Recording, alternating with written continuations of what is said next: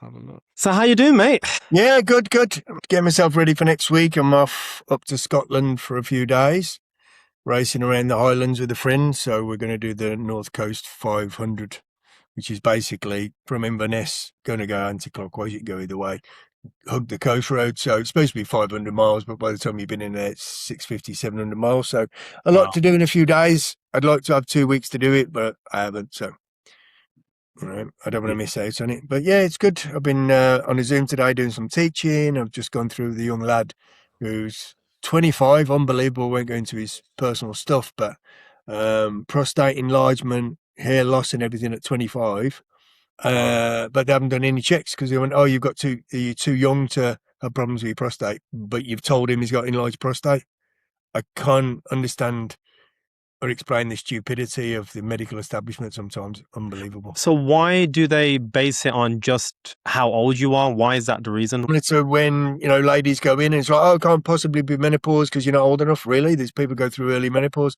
So genuinely, his dad is quite a high-flying business exec, and I went down and did a whole masterclass to some chief execs last year.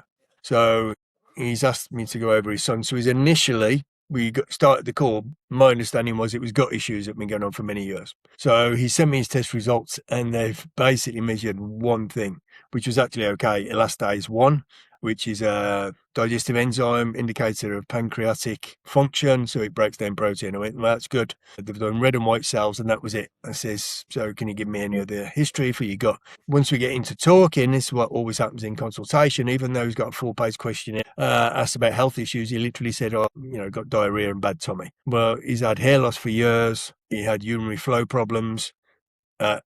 21, 22, they did a digital rectal exam, basically, finger up the bum. Yes, that's enlarged. Straight away, alarm bells should be going off. A 21-year-old enlarged prostate, we need to check PSA. And better still, and this is what I do for people, and I'm trying to, share this information.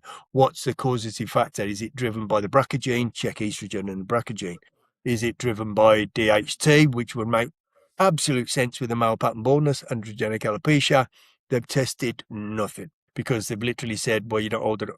What do you mean? So children get cancer. Mm. You're telling me it's not possible for a child to get cancer, but because statistically, why don't you go up to the QE and go in the cancer ward? So it's not age driven, is it? Especially in the current environment, big part of what you do and what I do, we're living in a toxic chemical world. So don't tell me, gut ecology and mutations and everything hasn't changed compared to 100 years ago, because the world we live in is a totally different environment. So really ignorant. Luckily, he's a switched on lad. And so now, we're going to look at doing things properly. He's going to do an advanced stool test, GI map. We're going to do advanced blood work looking at nutrients, but adding in DHT, PSA. It is unusual for a 25-year-old. I wouldn't normally put them forward, but I'm dealing with the fact, not just his age number as in the date of birth. The problem is these people work blind. They don't have conversations. We've just done almost 2 hours Zoom call. And that's just to assign the right test to him. That's not, I haven't been able to do much work yet because what he's had done is, quite frankly, pathetic.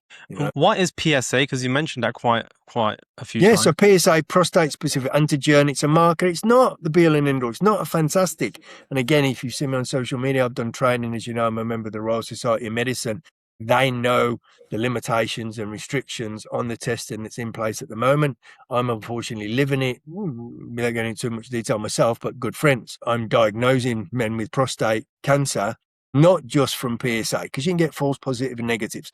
I then encourage them strongly, sometimes they ignore me, to go and see their doctor or get referred to an endocrinologist, get an MRI. If the MRI doesn't look good, as in, it looks like there's something not great here, then you get the biopsies. So a gentleman, I'm ex-RAF, as you know, armour weapons technician in the Royal Air Force, been out many years, and he's a guy that did the same job. We didn't know each other when we were in, but he knows me from certain Facebook groups, and I'm talking a lot about the bloods and the limitations on the NHS. And when the NHS works, it's amazing. It saves lives. They do brilliant work, but they are so limited on the education. It's just archaic. Why are they limited? Funding is the main thing, a lack of training, and quite frankly, a lack of care. Nowadays, I think they're so driven into the ground, empathy, compassion, and actual just day-to-day care, and a duty of care, which is a different thing. You care because you care. The Mm. duty of care is your profession. You should be doing it. And it is not happening. It is not happening. You do not dismiss a 21-year-old that has literally, they put him on medication for male pattern baldness, androgenic alopecia, main driver, dihydrotestosterone, which is a particular virulent type of testosterone. They're getting too much into sexual pathways and biochemistry. It basically is a byproduct of testosterone. So testosterone, either when it's in excess, you see this with athletes using anabolic androgenic steroids, and most of them quite happy to buy the stuff. And this includes these pop-up everywhere TRT clinics and ads all over social media drive me mad. Every man needs TRT. Really, I've just shown him results of a 63-year-old I've recently done bloods on. His testosterone was 25.4. He doesn't take anything. His PSA is less than 1. Amazing results. This guy's confidence at 63, he was like, I feel like an 18-year-old just because he had the information. Yeah. Just because he's empowered with information. So going back to the PSA, it is a singular marker and you can have false positives and negatives. And I don't ever say that means this means the other. I'm not here to diagnose anyway. I'm here to then refer back in for further, more advanced specialist diagnosis. But there is a test, for instance, available. It's been out a couple of years. I've done training with the Royal Society of Medicine. It's called the Stockholm 3. And what they do, they take the PSA, but to make it more accurate, reliable, and sensitive, they look at genetic markers, they look at, family history, current case history, other symptoms. So you need to build on that picture. But the PSA is one that's been used for years, and the government have literally just turned around a couple of weeks ago because there's big campaigns by nutritionists like me and people in the medical establishment. We need to screen men as we do, women for, smear test mammograms. No, completely no. We can't fund it. And Yeah. you are going to dismiss the opportunity for men to get tested. And by the way, I'm going to say this. People believe if they go and ask for a test, they will get it. Really? I've been to, kind of campaigns to raise the awareness of PSA where men go, oh, well, I was turned away. Go to the QE hospital every 3 months without going into detail. I know you don't believe it, well, apart from the great hairs, 50 I'm an absolute prime candidate, and we're going into more detail. There are absolute, huge, big beacon red flags that I should be getting tested. And I have asked 3 times to get tested at the QE, and each time, no, you're not ticking the box with symptoms. What, you want me to lie? I get erectile dysfunction, I've got urinary flow problems, etc. I shouldn't have to lie. So I do my own bloods every 6 months because I'm seeing people, like I said, this armourer, he's having an operation. He's opted for the total prostate removal on the 20th of July. That was me doing his PSA test, sending him to his GP, who was fantastic, referred him for an emergency MRI within a week and a half. That didn't look good, had the biopsy. His Gleason score, which is from the biopsies, was right up there. So a 4 and a 9 and 4 and a 5, sorry, a 9 is the worst you can get. He was sitting at a 4 and a 4. Absolute, that's it. We got to start treatment. Here are your options. He's just gone, cut it out. What are the Had he not had symptoms? his bloods done, he wouldn't have a clue. He'd be walking around with advanced prostate cancer that would be killing him right now because that was only 2 months ago. So what are the symptoms of prostate cancer? What are the symptoms? What about my best friend, fit as a butcher's dog, doesn't really drink, doesn't smoke, he's a distance runner, could roll out of bed and do a marathon, no symptoms whatsoever. PSA, really, depending on age, they might say less than 2.5, less than 4. I want to see it less than 2. But still, like this guy I just tested was 63, his was 0.8. My friend's PSA, this is a true story, six and a half years ago, was 39. Not a symptom. Not a single symptom. So, bit of pain, discomfort. Urinary flow, generally stop, start, waking up in the night. You think you finished, put it away, and there's a dribble, that kind of stuff. Erectile dysfunction. There are numerous checklist symptoms, but many, and these are people I've personally experienced and worked with, many men symptom-free, positive prostate cancer. We need to stop going by symptoms and start going by root cause. We need to assess better. And I did some education literally on that with the Royal Society of Medicine, and it was complete coincidence. About 2 months after my best friend was diagnosed, it was six years ago, went down to London, Wimpole Street, number 1 Wimpole Street, beautiful building, amazing education. They do all the top consultants from around the country, and the whole thing was, we are not good enough at this. We need to work on early detection and better treatment. But they were honest. They said the cost, we just can't do it. So instead of doing bone x-rays, we need to do weighted MRIs. But the difference is, less than £100 compared to £600. When you multiply that by thousands of men, That's the restriction. Wow, wow, that is an eye opener for those who are not in the know of how the system works. But before we begin, I do want to do an introduction to yourself, Yep. mate. So, everyone, today I am speaking with CAIN LEATHEM, one of Britain's leading exercise and nutrition consultants. 33 years experience. He has a master's in exercise and nutrition science, having also studied biomechanics, endocrinology, clinical blood analysis, DNA testing, stool assessments, NLP, phlebotomy, working from people who want to get into fitness to elite athletes and world champions. CAIN has also been a member of the RAF and is also a senior associate of the Royal Society of Medicine, which he prides himself on furthering his education and sharing of this knowledge. He's also an educator, a public speaker, but most importantly, a father to his 2 young sons, who is his purpose to doing what he's doing today. CAIN, formally welcome to the show. Thank you, mate. That sounds quite good when you list it out like that. I'm quite impressed. Cheers, mate. You know what's funny? When we first met, when I did that talk in December, I went home and I said to my missus, there's a guy in the crowd. He looks like he's from the army or he's an MI5 or MI6 agent.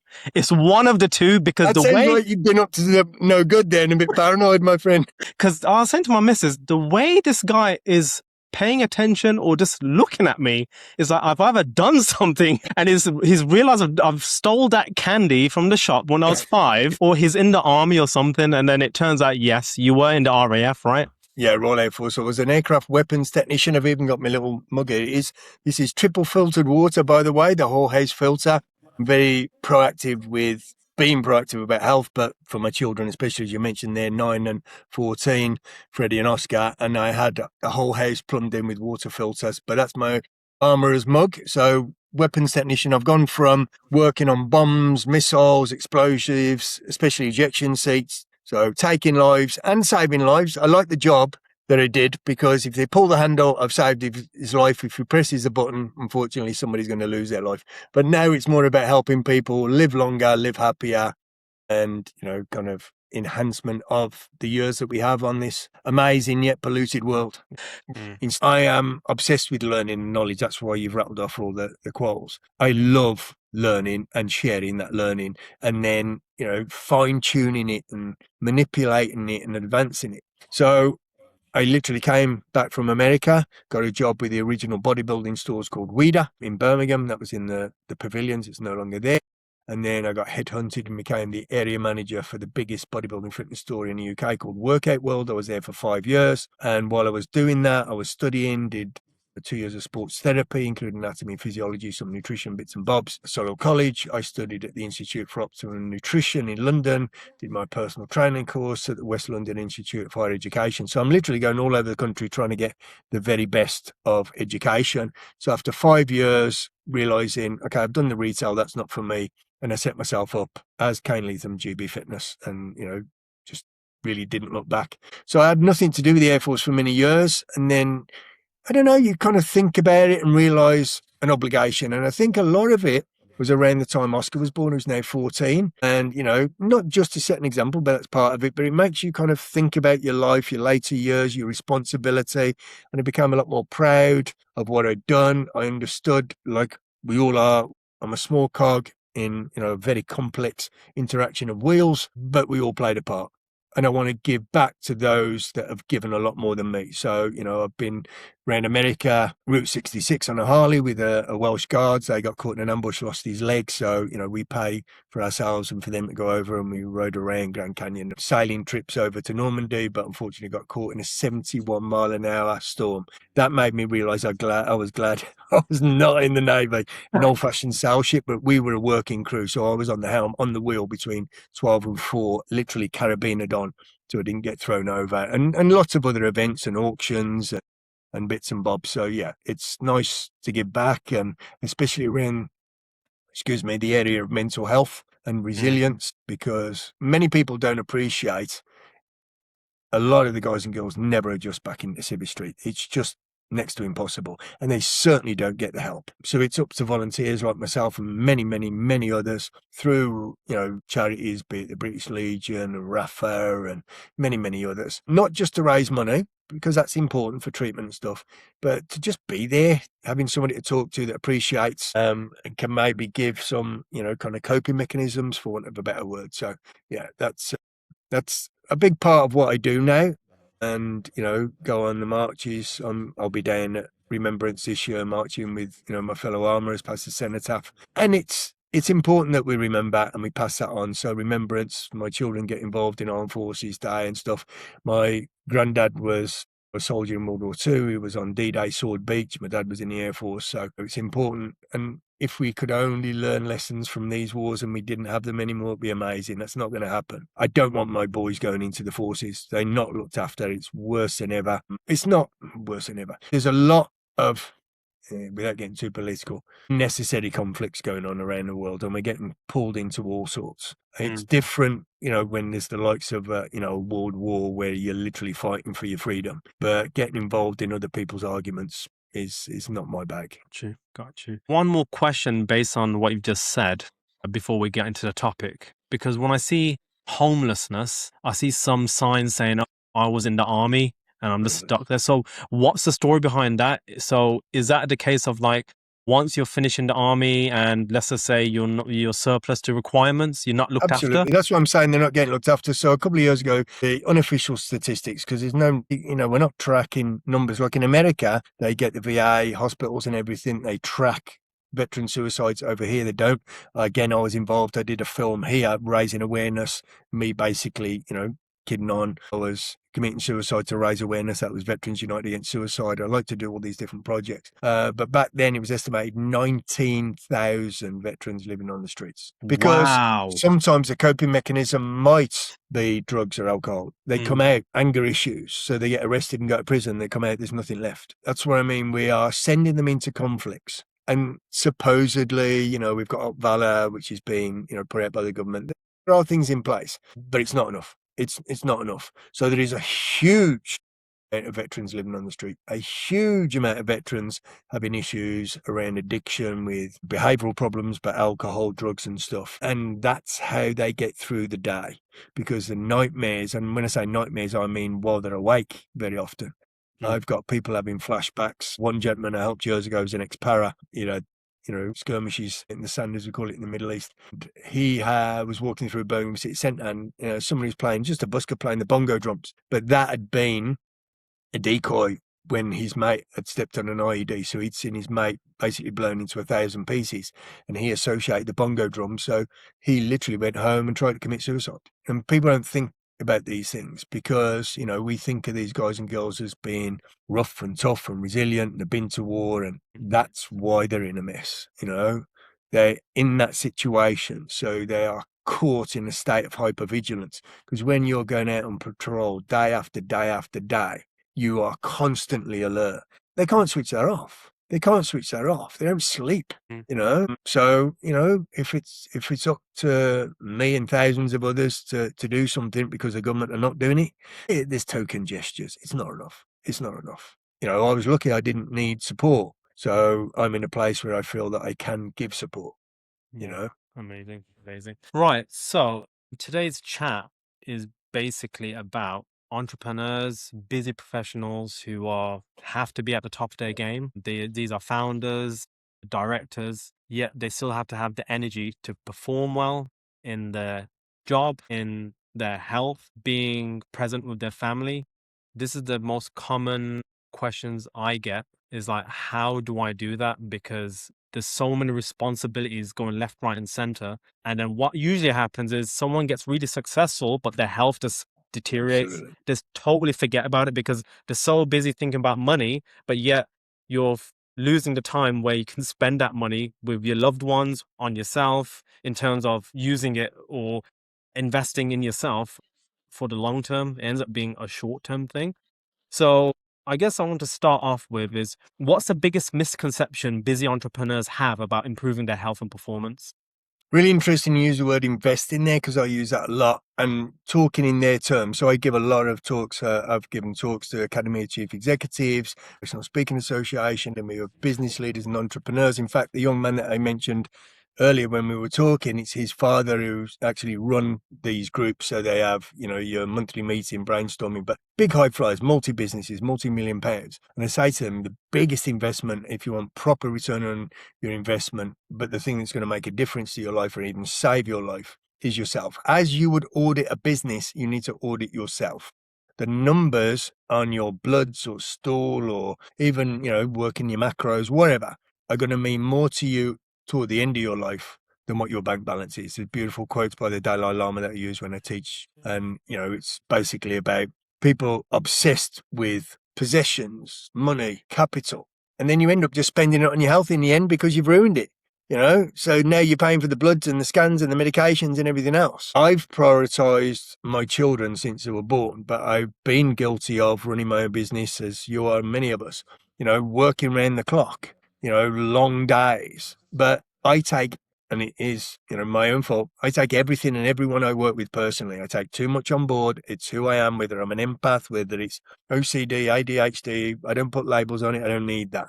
I take everything personal. I take everything serious. I grew up very strict. My dad was a very strict Goebbels, Glasgow, hard man. I was in the Air Force. As an armourer, you're taught if you make a mistake, you or somebody else is going to die. I mean, I'm dealing with high explosives every day. If I don't do my job right and he pulls that seat handle, he's dead.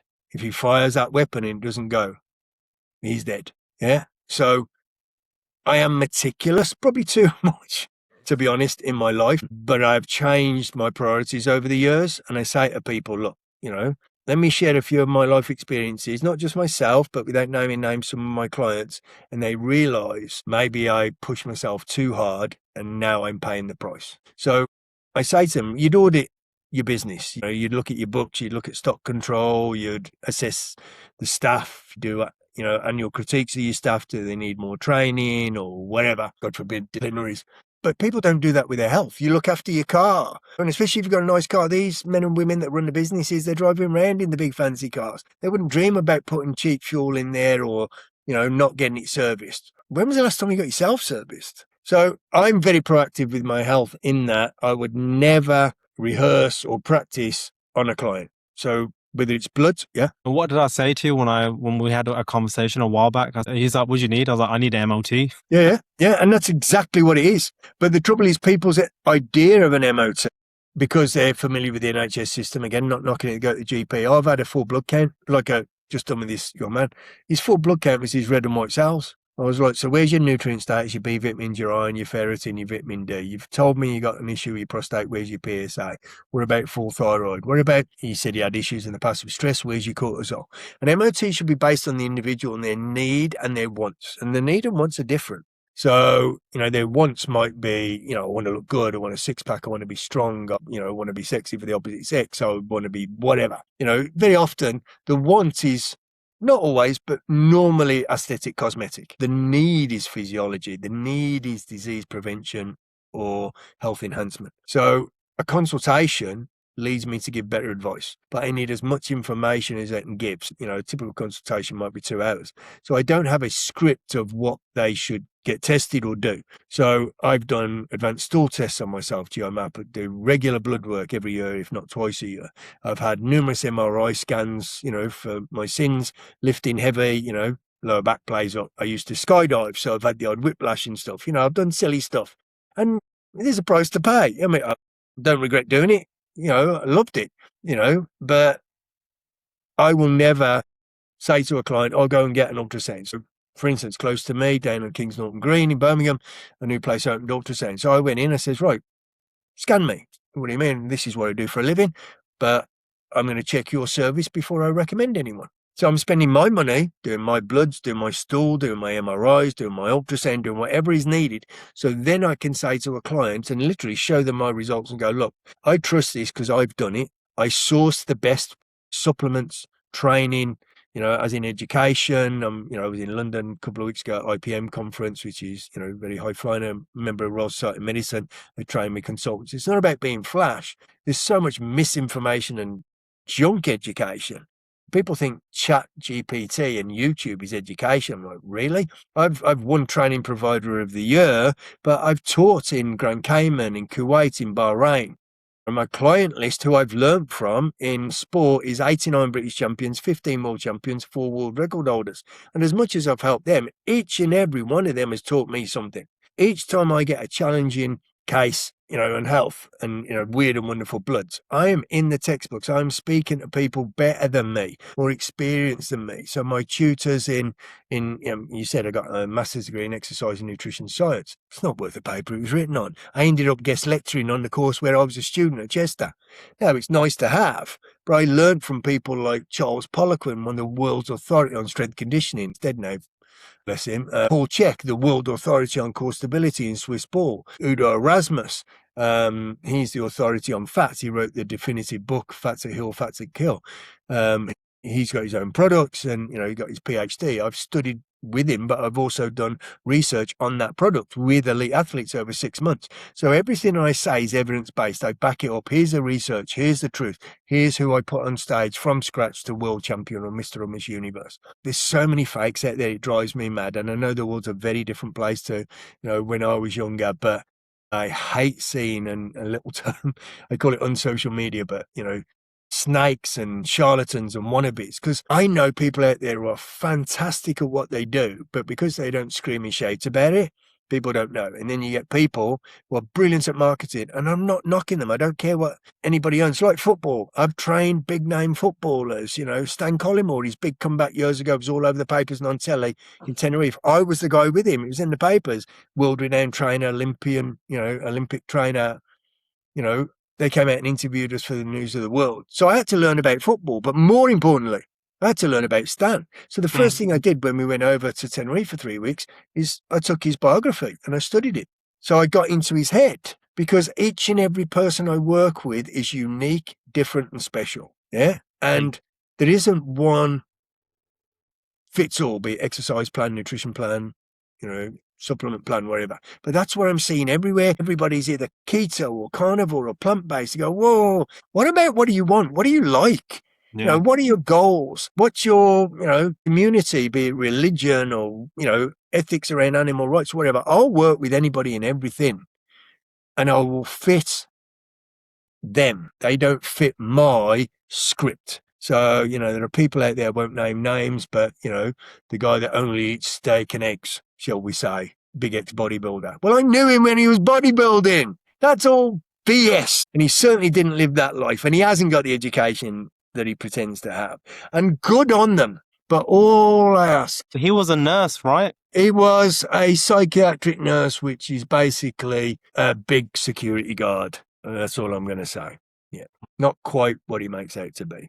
And I know a lot of these people personally. So, there are people that I've trained and they've won good titles. And the next day, they're the self-proclaimed expert on Insta, what, or other social media platforms.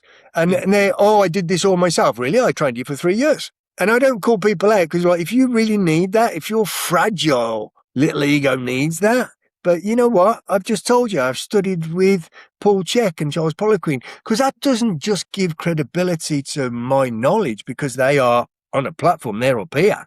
But then I teach people and I want them to know that I'm not pretending this is all me. I've had to go and source this information, and they've been an expert in their area, their niche, for many, many years. I mean, people, that you've interviewed, Dr. Sarah Myhill and some amazing guests that you've had. Dr. Tom O'Brien. Yeah. I met him when he came over. It was just before lockdowns.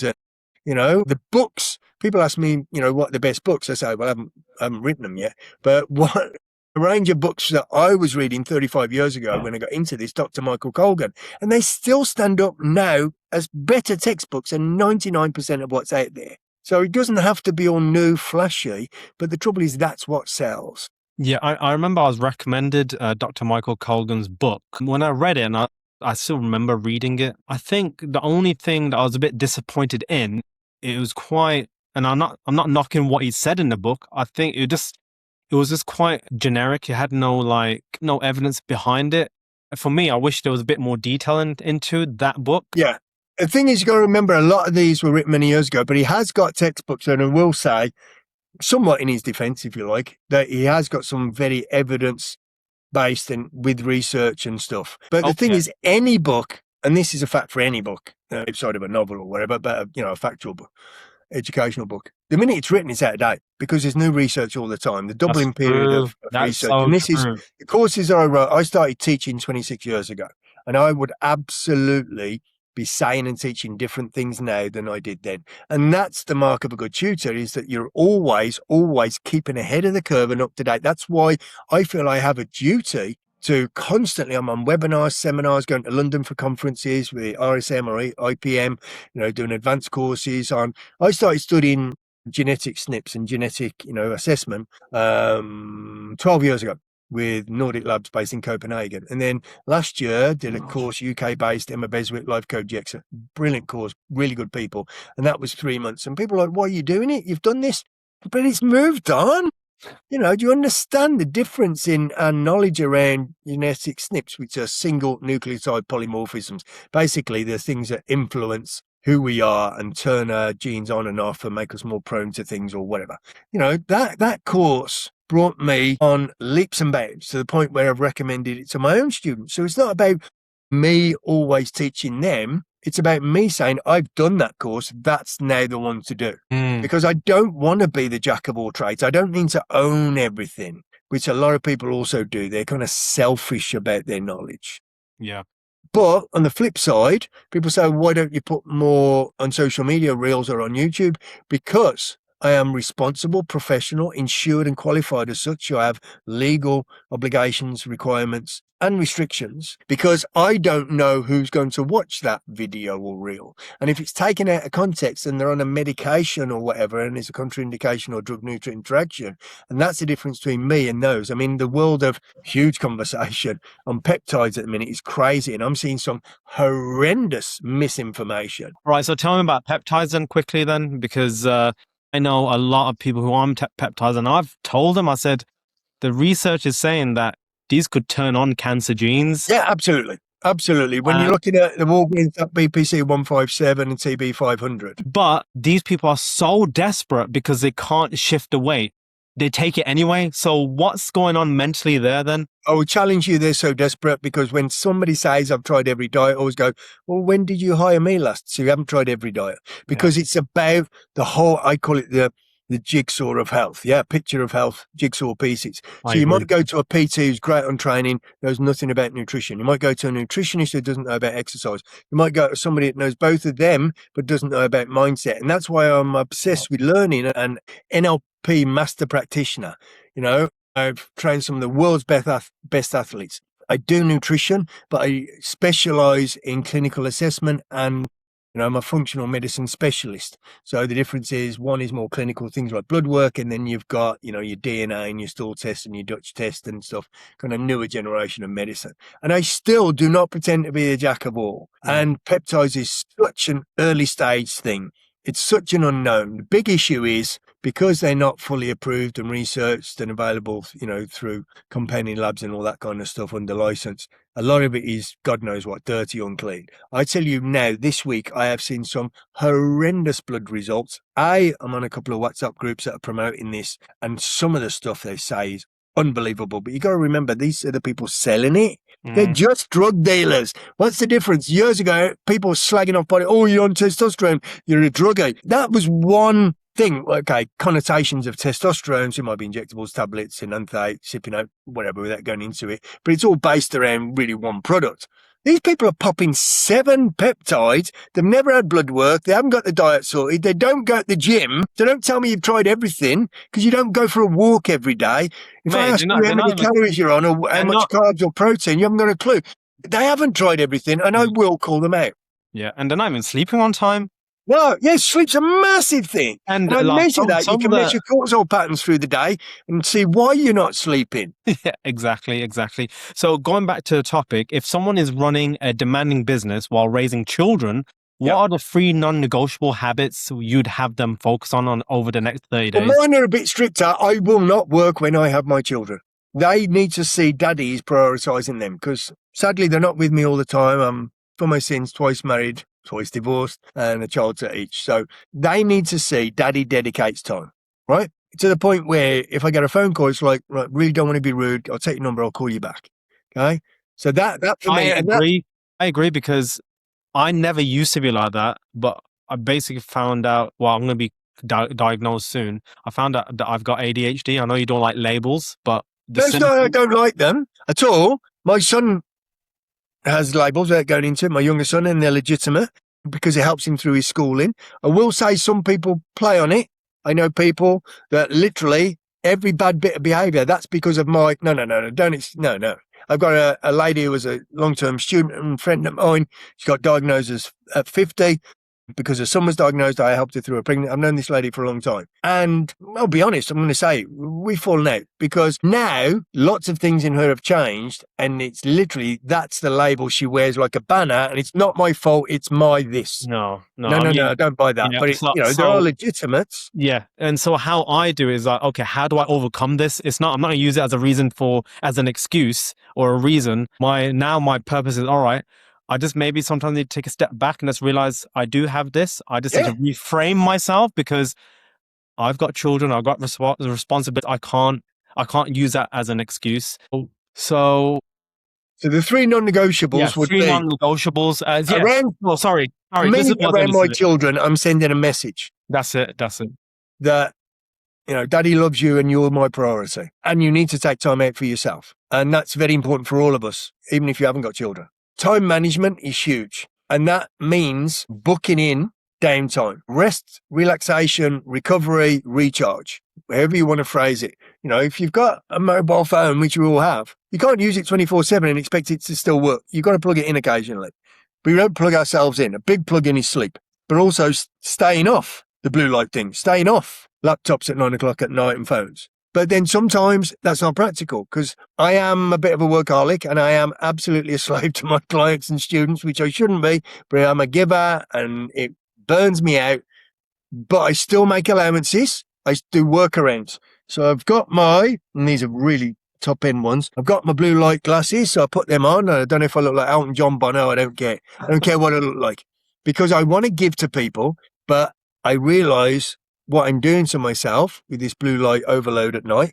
So I try and turn my machines off. I might use my guilty pleasure is Gogglebox. I actually bumped into an amazing friend of mine who's a world-renowned speaker. If you want to get somebody on, David Heiner, the Rhino, spoke to genuinely 1.5 million people, and he does these masterclasses. One of the lads from the Siddiqui family was here, and I says, I've got to tell you, you lot are my guilty pleasure. He went, really? And he was all like, dead top, lovely, lovely man. But yeah, winding down, taking time for yourself, which is why, next week I'm going to Scotland because my children are away with their mums. Awesome. We're going away in the summer, and I hate them not being around. It really, really gets to me. I'm going to take that recharge and go back home because I was born in Glasgow. I've never been really around the Highlands. So doing stuff for me, and I literally will jump on a plane. I did it. I went to Edinburgh 2 weeks ago, went up to Glasgow last year, but I'll drive to the coast and just, walk on the beach and swim in the sea. I think we have to get back to ourselves. For me and a lot of people, that's back to nature. But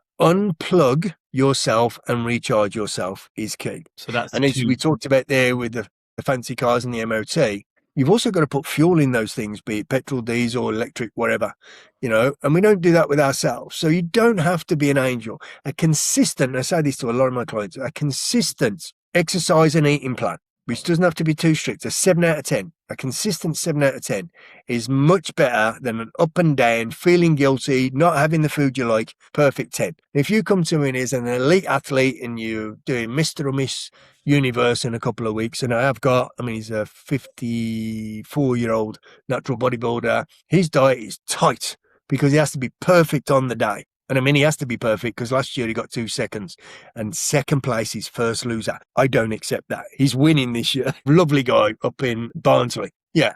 The children, for me, might not be for everyone, but maybe that's your hobby. Maybe it's your sport because people feel guilty about taking time for themselves. I'm telling you now, nobody, and this is a well-known saying, it's not mine, nobody lay on their deathbed and went, oh, I wish I worked harder. 100%. I have travelled. I've been lucky, my younger single life. I've worked in Africa. I've been around the rainforests of Venezuela. I've been to India a couple of times, on business and judging. I've seen some amazing. I have stood and watched Angel Falls from the bottom of it in Venezuela. Nobody can take that memory away from me. And it's not, okay, you got to get there, but it's not a thing about expense. It's thing about people don't live their dreams. So I have lots of little mottos. 1, don't dream your life, live your dream. And that might mean you unplug yourself from work mode and plug yourself into what feeds your soul. And if that's a pint of beer or a kebab or a trip to the beach or riding your motorbike or whatever it might be, whatever feeds your soul, really, we have to get back to that. What's actually stopping people from being consistent? Is it nutrition, mindset, environment, stress, or something else? Oh, it's different for everybody, isn't it? I think there's a huge demand. I think it's being driven a lot by the realistic world, which is, friends, family, BS that we, need more possessions and money and nicer clothes and watches. But the big unrealistic nonsense all over, I call it unsocial media, where people are pretending they've got this car or pretending to be working from a beach or pretending. I've got people who are taking all sorts of concoctions of, anabolic steroids, peptides and whatever. And I don't take anything. And it's like, I know, I've worked here for 3 years. I know what I've done your blood work. And it drives me mad because it's like you're polluting other people's perception now of what is real and what they should want. And people need to stop looking at, whether it's celebrities or whatever and going, oh, they've got that. Maybe I should have that. Because that stuff is now, I'm driving the same car I've had for 14 years. What car is that? It's a big old Chrysler 300 because it's Wow. got amazing, So it's an estate, it's a tourer. So it's got all the boot space in the world Yeah. and I'm emotionally connected to it. It seems daft because it's a bit of a shed, but I bought it just before Oscar was born. He's my eldest, and I picked him up from hospital in it, and I picked Freddie up from hospital in it. And when we go away in the summer, this summer, like every summer, we load the car with so much junk, bikes and scooters and God, and that has so many memories for me that I don't know if I want to get rid of it. People are like, it's about time you had a new car. And I go, you know what? It passes his MOT and it gets from A to B.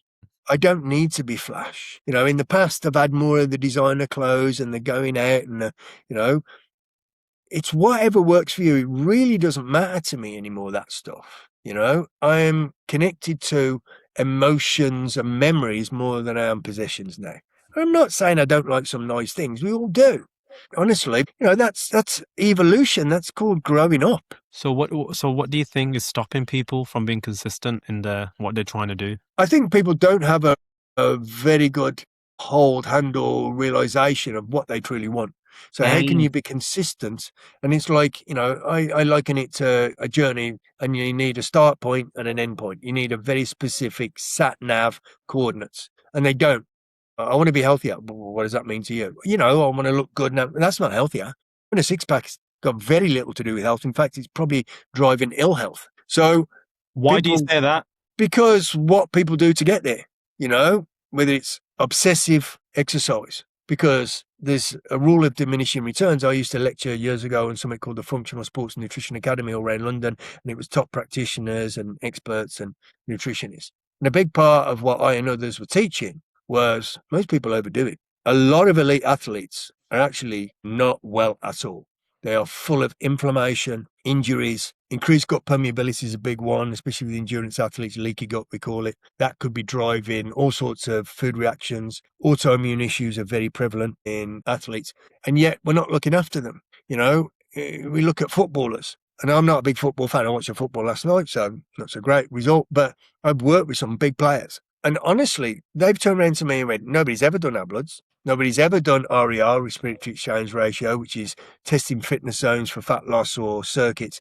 Nobody's ever took us to Solihull Hospital to do isokinetic muscle testing post-injury to check muscle balance.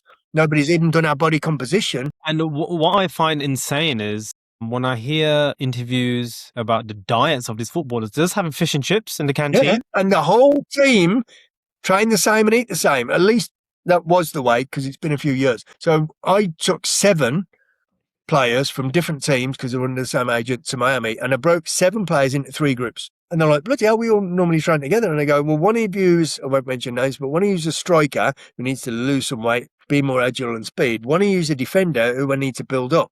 How the hell can you eat and train the same? Exactly. It does not. How can they be consistent when the program, the script is wrong? Because one of the most motivating thing in the world is results. And you're not going to get results if you give everybody the same plan. It's going to work for 20%, 30%, 70%, but it's never going to be 100%. I need to deliver each and every time. And Health comes first. So if I've got athletes, doing some weird and wonderful things, maybe it's necessary for them to do so much training or calorie restriction if they've got to make weight for a boxer or a bodybuilder's got to get ripped. But then I'm offsetting that potential damage issue by making sure they are as healthy as possible. Their sleep is paramount, their nutrient base. I mean, again, it was back in 2005, I was in London and I was one of the keynote speakers on a big conference called Overfed and Undernourished, and it was about children predominantly. Just because a kid is eating a lot of food doesn't mean they've got the vitamins and minerals. 100%. I actually put a post with that text exactly. Oh, really? Because there's a guy who survived cancer and he did it holistically.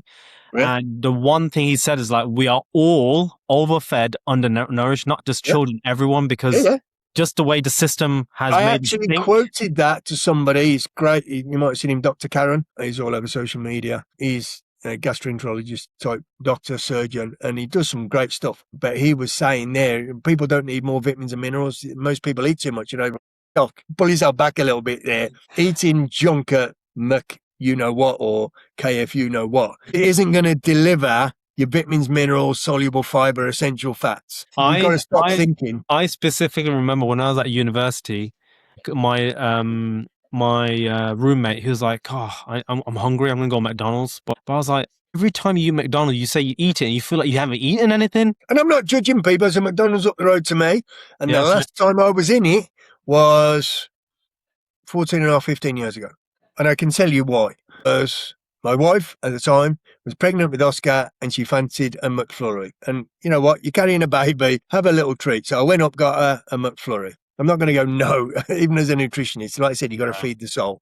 And that's the last time I walked through those doors. And I'm not judging anybody that does go there. If my son, we had some homemade burgers last night. If he wants a burger, I'm not going there. But I might go to one of the better burger establishments, that making proper burgers. I want him to eat real food. He's got an amazing palate because he's my dinner date. I mean, I've been single for 8 years.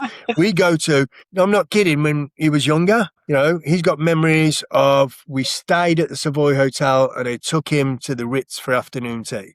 He has one of the most expensive tastes in a restaurant of any kid. So it's not good for my bank balance, but I love seeing him enjoy really nice, good food. I mean, we'll get a Miller and Carter and he'll have filet mignon. I'm like, oh, can't you just it's what you said, isn't it? It's not about before you die, you don't think about working hard. You just remember the memories. Absolutely. But he's going to have a palate. So now he's just done his options. He's chosen food technology and nutrition. He just did his Duke of Edinburgh award, and it just so happens an ex-student of mine who was a personal trainer has gone into being a chef. He's actually a French chef. And he was having one-to-one chef lessons in my kitchen every Wednesday. Now, that might sound a bit flash. I mean, he's a mate, so, didn't cost me too much. I paid him anything. But it was for his DV. But you know what? That's not just for his DV. That's a life skill. He literally was cooking from scratch, pad thai and all sorts of fancy stuff because he loves pad thai. And he's making, crepes and pancakes and omelette. Now you don't have to cook either. Say again? No, that was the theory. It hasn't quite worked out that way.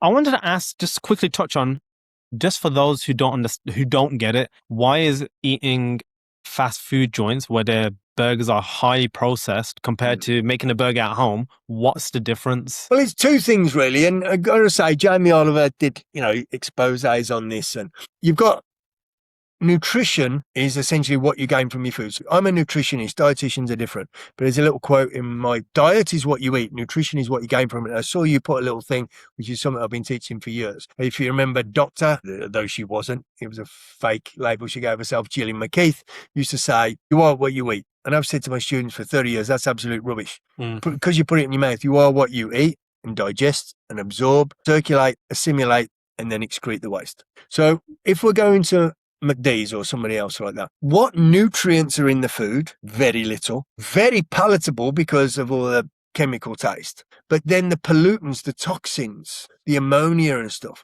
So it's lacking what we need and it's literally giving us poison. So that's kind of a little thing, totally different, but that's what people are injecting now with these peptides. It might be under or overdose, but the big issue, the danger is, what if there's a contaminant in there? Because you don't know where, and it's pretty much all coming from China.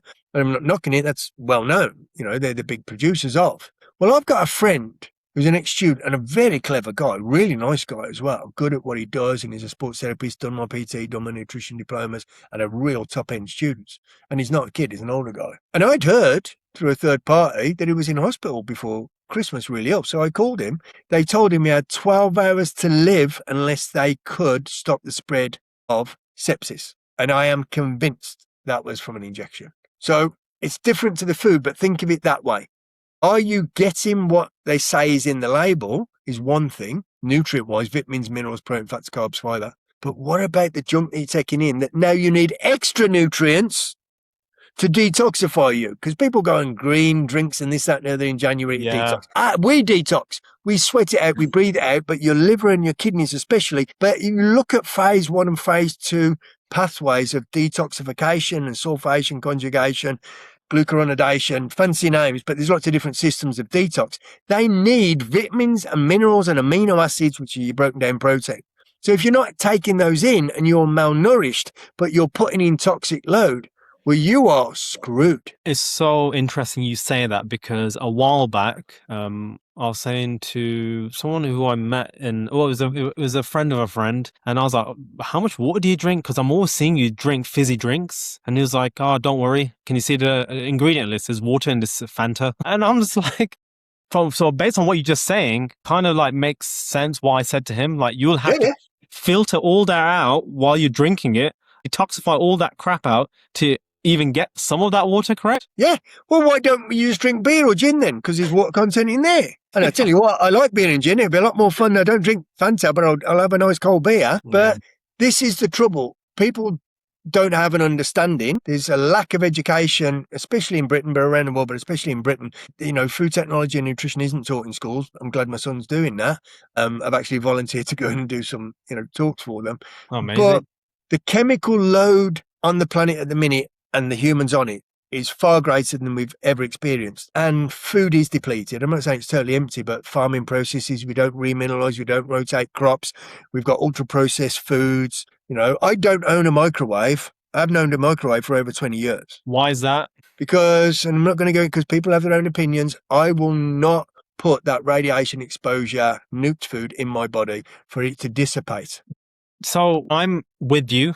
I'm the same, and I feel exactly the same. Like, people have their own opinions. And when a friend messaged me, he said, "Oh, I've just been married, and my wife said she doesn't microwave food for that exact reason." But then he's like, "Well, my parents have been using microwaves all their life, and nothing's happened to them." What do you say? How does he know nothing's happened? Because they don't drop dead instantly. How do you know they wouldn't be in better health without? I would challenge him and say, well, what blood work and scans have you had? Exactly. And it's another thing about when people say, oh, they're fine, but fine is not the optimal state you want to be in. I'll give you an example of fine. Are we going to go by statistics by the NHS? And I'm not knocking them, but you go to your GP, absolute fact. Please, people, check it out. I've just talked about this on a consultant call with a client. You go to your doctor, your GP at the hospital, and you get 25 OHD, your vitamin D3 measured. And they'll tell you anything above 50 is, and the word is important, sufficient, 50 nanomoles. Now, if you buy a home test, a finger prick test from the NHS, which is processed at Sandwell and Dudley Hospital, not far from me here.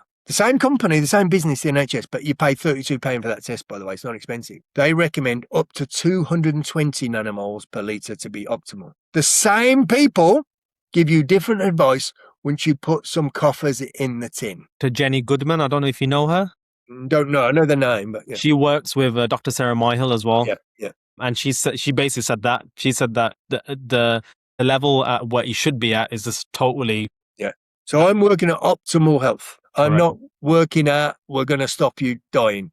Yeah, exactly. There's a whole big, massive landscape between those. Yeah. And we're all different. So if you look at whether you call them RDA, RNI, NRV, so reference values around the world for vitamins and minerals, every country's different because it's political. It's politically driven because we're all humans around the world. Doesn't matter what bloody colour skin we got, underneath it, we're all the same, give or take. There's more demands if you live in a city, London. Well, it's your own fault because of the pollution, up the mountain in Switzerland. But we require nutrients at certain levels and balance, synergy. And this is the trouble with a lot of programs. People don't work the synergy. And again, people IV in or jab in, oh, I'm taking B12, I'm taking NAD. Whoa, whoa, whoa, whoa. Have you checked your physiology? What's your biochemistry? Do you need that? I have not met anybody that's shooting up NAD, and I'm not against it. It's a molecule, it's amazing ATP production in it that has been tested. But I have. I've measured my NAD plus and NADH with the people from Helsinki in Finland who are doing the world pioneering research on it. And their opinion is nobody should be injecting it or IVing it. So I've fallen out with a very good friend of mine for over 20 years because she runs a clinic in London selling this stuff to all the celebs. And I was supposed to be doing the screening testing. And this is God's honest truth. It affected her sales because what we found is some people didn't need it. Well, I've lost the sale. And are you in this to help people or are you in it to just make money? Nothing wrong with making money if you're helping people, but if it's just about making money, because what you're doing, you're damaging people now. And I've trained all of her staff, who, by the way, all of her staff are NHS nurses, and they knew nothing about it because I did the training. So I see the reality of what's happening out there because I am literally in the trenches. Insane. So you've worked with both elite athletes and everyday people. What principles do they have all in common that entrepreneurs could adopt to improve their performance? It's about having a big part of it is having whatever your goals, small or big, have an idea of what it is. And that's a big part of the conversation when somebody comes to me, oh, I want to get leaner. Give me a picture of a celeb or percent body fat or, dress size. Let's get deep because otherwise you won't even know if you've hit it if you don't know what the end product is that you're desiring. That's a big thing because if you look at business, they will want a certain turnover, hit certain targets, get a contract with a certain company or in a certain country. These CEOs, and the other thing, and this is my friend David Heiner, he calls himself the Rhino. It doesn't always have to be smart goals, them small, manageable. He's interviewed people of excellence around the world. I mean, one was an ex-girlfriend of mine many years ago, went on to win a silver medal in the Commonwealth Games in high jump. And he interviewed her back 26, 27 years ago. And that's what he wanted to do. He was making parallels between people in business who are excellent and athletes who are excellent. And he was looking at the common ground. And a lot of it is specific focus and one right thing at a time. Stop dilly-dallying, stop trying to do it. And I'm a bloody nightmare for that. I'm trying to do 10 projects at once. It's never going to get done. These people don't do that. They focus, and whether they do it themselves or allocate a team to it, designate whatever, but it's like master that. And anybody that's been in the forces, especially infantry and special forces and stuff, I mean, I was never there, but I've met a few of the guys, and a common theme, you master basic soldiering, master the basics, personal admin, keep your kit clean and dry, keep your weapon clean and dry, know your drills and drill it again and drill it again and drill it again until it's perfect. Always prepare. Anybody that's ever signed on the dotted line and worn a uniform knows what the 6 Ps are. Proper preparation prevents, I'm going to say P, poor performance. And I teach that to my students. I teach that to my kids. Make sure your school bag's ready. Get your water bottle out so I can fill it up in the morning. Wash the clothes. They're ready in the morning because I have this thing. I like to iron their clothes fresh for the school day. Routine, master it. And stop spreading yourself too thin or setting a target too far at once. Because going back to David Heiner, people of excellence in business have massive goals. Massive goals. You think about the richest people in the world. Do you think they woke up and went, I'd just like to have a nice 9 to 5? They had dreams. Now, they had to do small goals, stepping stones to get there, but they dared to dream big. Amazing. If you had 1 hour a day to improve your energy, physical health, mental resilience, and longevity, how would you structure that hour? Oh, that's a big and tough and good question. Be honest with yourself is a big thing. Fuel the machine, move the machine, and then unplug and rest the machine. You are the machine. So you've got to put the right food in. You've got to get some mobility, whether it's a gym, going for a walk in nature. I used to be a big lad who was at the gyms, training at Temple Gym and Emporium and all the 17.5 stone, all that. Now, that's not my thing. So things change, but movement is important. Fuel is important, but rest, recovery, wind down. For me, I go for a long bath, read, whatever. I need to unplug. And that's the bit that a lot of people almost fear. It's like But back in the day, a lot of people did that. If you look at traditional working 9 to 5, everyone looked forward to the weekend, and community, sense of community is gone. So, whether you're a drinker or not, there's no pubs around here. Pubs have gone, but it's not just about alcohol. It's about the sense of community. I can go into the technicalities of BDNF, brain regeneration, neurotransmitter production and all that. We need hugs. We need interaction, and people are so busy on screens that they forgot there's real people around them. I remember when COVID happened, I was reading a paper and it said loneliness is a molecule. And I was a mental health first aider for my workplace. And for me, I was fine because I'm quite, I don't know, I like myself to myself. So I didn't mind it. I enjoyed it. I'm going to be honest. This sounds weird and I don't want to go back to it. I kind of miss it. I loved homeschooling my boys. Yeah. I love that I didn't have to be around people. And I like being around people, but I was in control of who I communicated with. Exactly. Same. I felt exactly the same.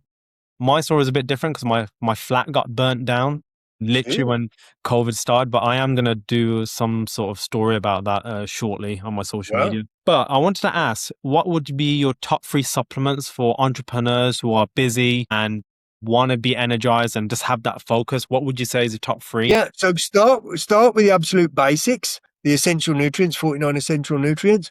There's a lot of people have a backlash about multivitamins and minerals. They're not specific enough. I'm doing the blood so I can see. So I build on a multi, think of that as a foundation, but there's quality.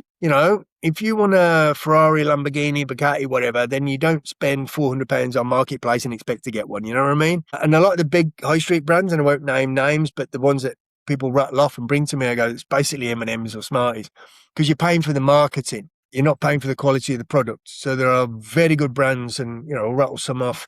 So you've got BioCare, you've got Lambert's, you've got what was sold, not anymore, they sold the soul to the devil, to Nestle.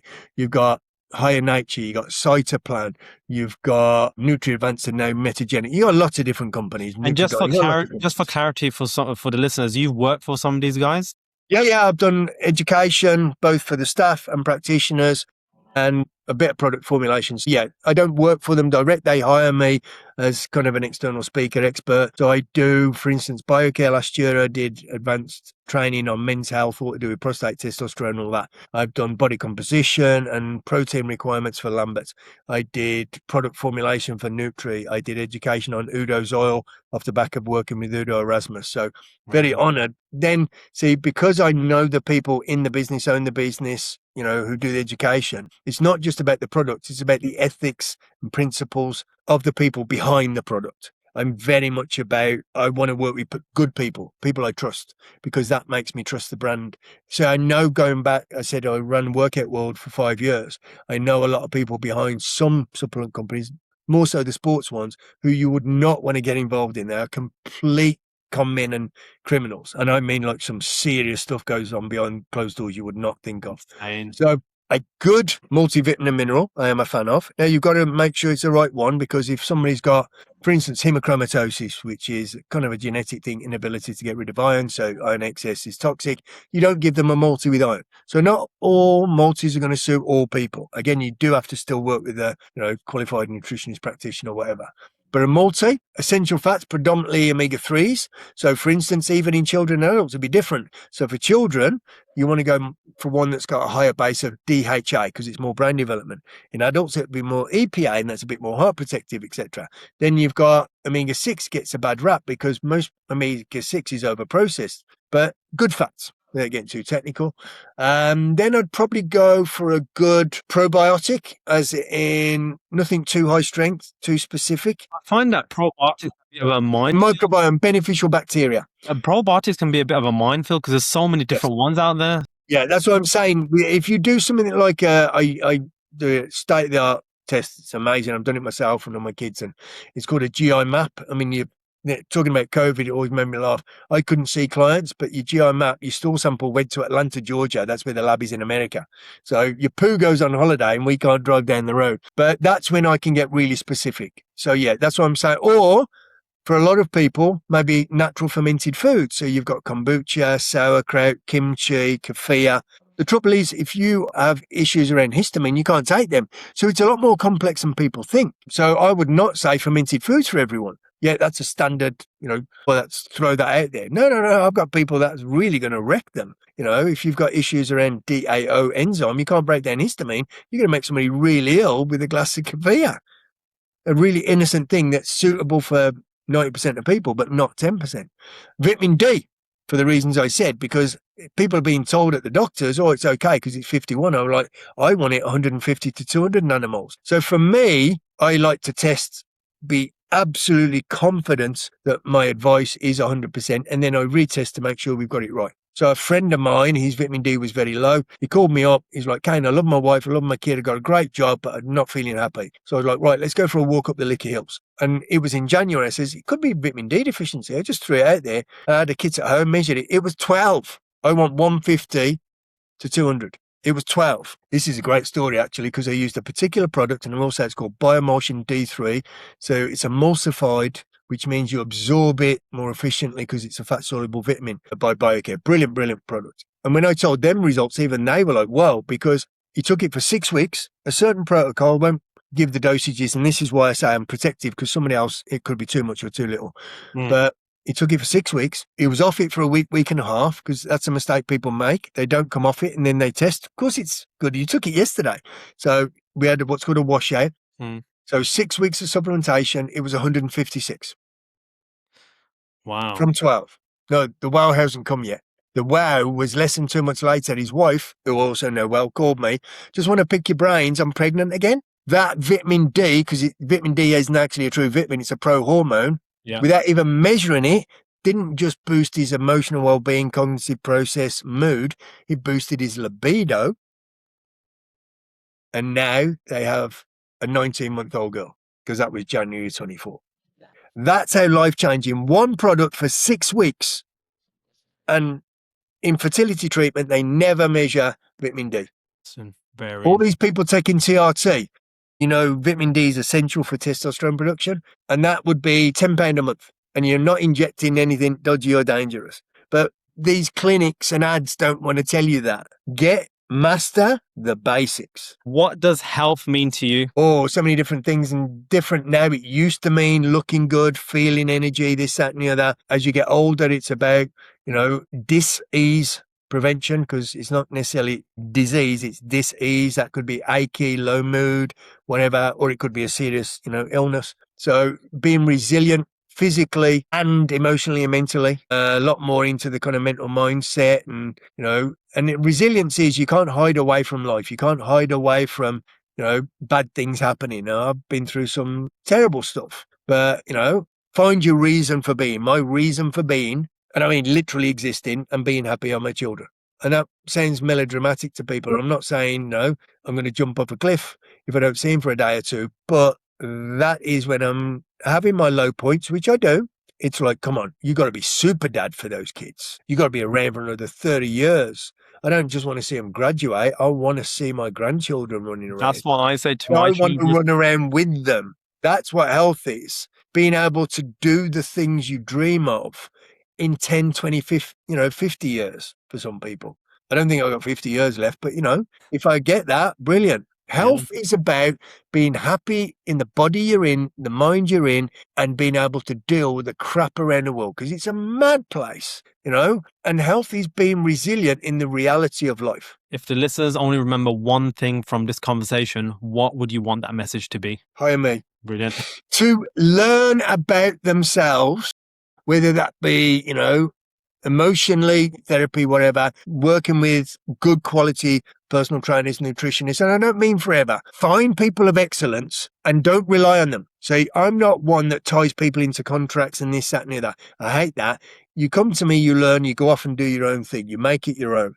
So learn what you can from other people if necessary, but don't rely on them, and be happy where you are, but understand you might want to move towards another place. Stop dreaming about, but I want to be ripped, or I want to be rich, or I want to be famous. There's nothing wrong with that, but that's kind of dismissing and discrediting where you are now. That's creating dis-ease with your current situation. So learn. You don't have to want to be stuck there, but learn to accept where you are and move towards where you want to be. And if that requires external expertise, then invest in it.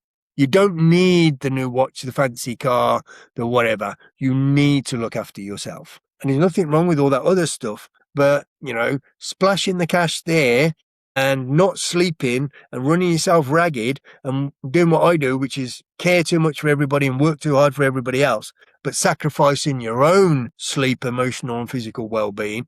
Too many of us do that. A lot of people in my industry do that, and we get burnt out. So it will be, as cliched as it is, love yourself, and love the people that are really important. And I find this hard, but I'm getting better at it. Dismiss the people that aren't bringing food to the table. And that food could be just emotional well-being, just the truth. If you know people are lying to you and stabbing you in the back, have the strength within you to walk away. CAIN, this has been brilliant. I can't wait to post this. I'll probably post it up this week, I think. Thank you so much for your time, mate. I know I've really enjoyed it. I really have, mate. I mean, you're getting the word out and, doing the stuff that you're doing, I'm but still also learning, getting mate. other people in is brilliant. Yeah, I'm still learning, just like You all are? and I can't wait for us to catch up when we have that one-to-one. Yeah, you just let me know when that is. Yeah, when Yeah, it suits you, mate. I'll do that question maybe this week. I know you're off next week anyway, but when you're back, then I'm sure we'll sort something out. Yeah, we'll jump on it. Really looking forward to just learning. Yeah, can't wait for it. Thank you, mate. Thank you. And thank you for what you're doing, genuinely. Oh, I appreciate that. Thank you so much. CAIN, have a good All night, right. yeah? You too, pal. Take care, mate. Bye-bye. Bye-bye.